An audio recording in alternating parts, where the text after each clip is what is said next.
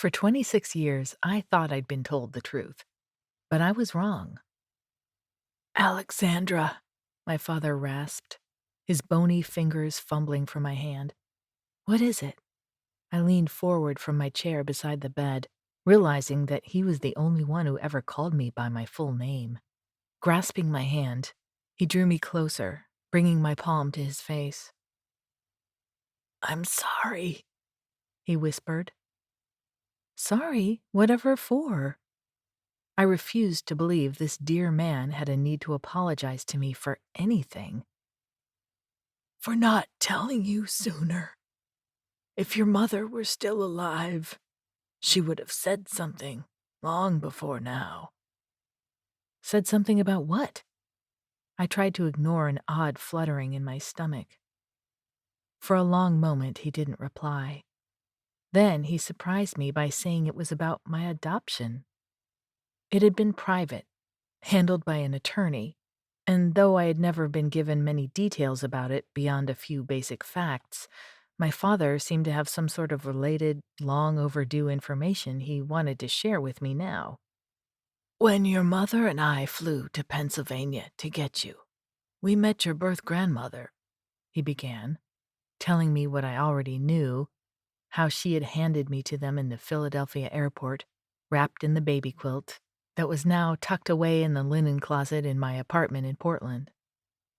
It was the only time your mother and I ever left the Northwest. I knew that too. Before Mama became ill, we had taken day trips to Crater Lake and Mount St. Helens and the beach. But after she died, he and I stuck pretty close to home, as they had before I came along in the first place.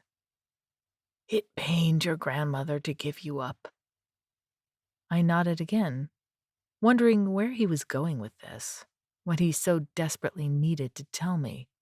But then he began to cough, deep, rattling spasms that seemed to draw the very life from his lungs. Once the coughing stopped, he laid his head back on the pillow and closed his eyes. Leaning forward, I whispered that he would have to save this conversation for later, because right now he needed to stay quiet and get some rest.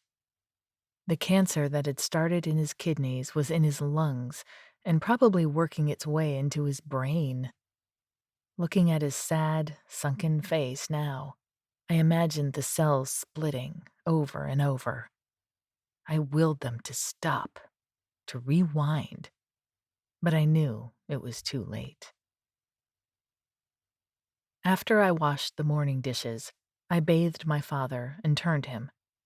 The hospice nurse had asked me if she could order a hospital bed for the living room to make caring for him easier.